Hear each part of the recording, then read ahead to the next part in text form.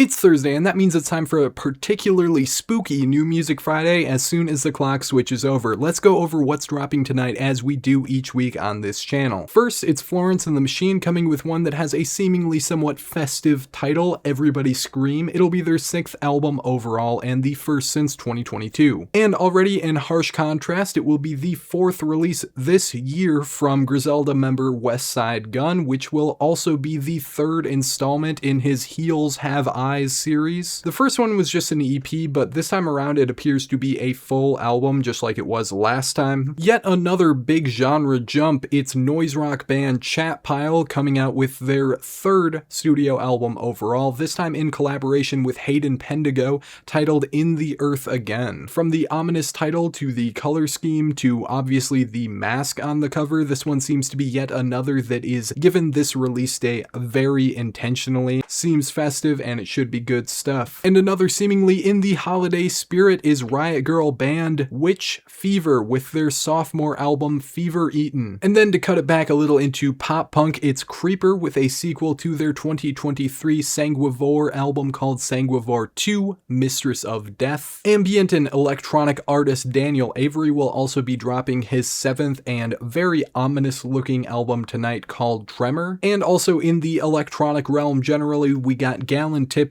who had a fantastic collab with Death's Dynamic Shroud last year, 2nd solo album just this year titled Death of Music. And our only EP for the night comes from up-and-coming post-rock band The Orchestra for now, simply called Plan 76. It is a direct sequel to their debut EP from earlier this year, Plan 75, which got quite a bit of love in the online music space, so it's cool to see them already bouncing off of it and building off of that hype. And the final mention I'll give is the one that I am most excited for, that being the latest mixtape from experimental hip-hop and witch house rapper and producer Sematary titled Hauntaholics. It has a massive track list of 28 songs, and among them are some very exciting features. Given the massive quantity of songs on here and some of the singles, I'm not expecting this to be one of Sematary's best or most consistent projects, but we can pretty safely assume it'll have huge highlights. And the main reason I mentioned it last is because it's actually intentionally dropping the night of Halloween rather than in a few hours at midnight, so don't be confused if you look later on and check and see it isn't there. That's all we've got for this week though. Let me know what your most anticipated album is in the comments, and remember to like and follow for more music related content.